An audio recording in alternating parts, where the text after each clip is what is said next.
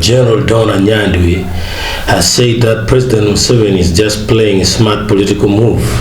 This comes after the issuance of Executive Order number 2, which is already being implemented. Her statement is not only coming from her, but a lot of people have also been saying that the President's Executive Order is just a smart political move in fear of the election. They say after the election, the Balaalo will return back in full force to Acholi, and nobody will care to help the Acholi people regarding the issue of the Balaalo. Check out her statement.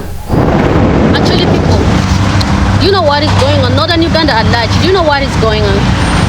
Museveni is playing a smart politics in Northern Uganda. Museveni is just playing a smart game in Northern Uganda because he knows what we have been asking for.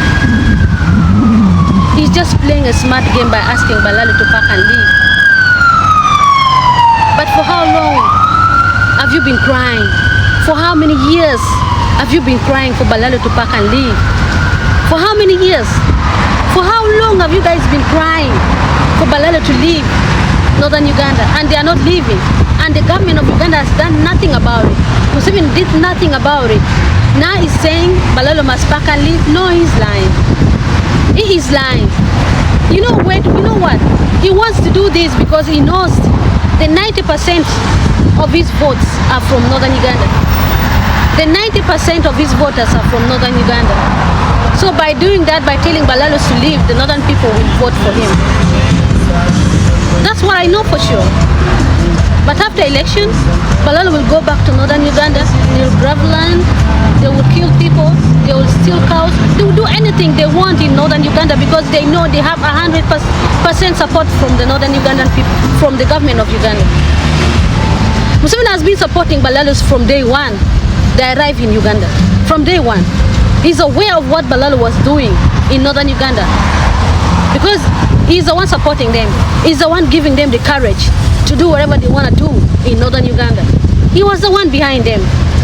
So don't tell me right now that, hey, Balaalo must pack and leave. No. He's just lying. He's just playing here. He's just playing a smart game. That's why the other woman came out bravely saying that if you ask us to leave, we're going to do genocide. They are marching to parliament. Marching to parliament. You run this. We know you do genocide for a living. We know you do genocide for survival. By threatening now in Northern Ugandan people that you're gonna do genocide, so we should be so scared of you guys because you have all the guns the government gave you. It's alright. It's alright. We will see about that. We will really see about that.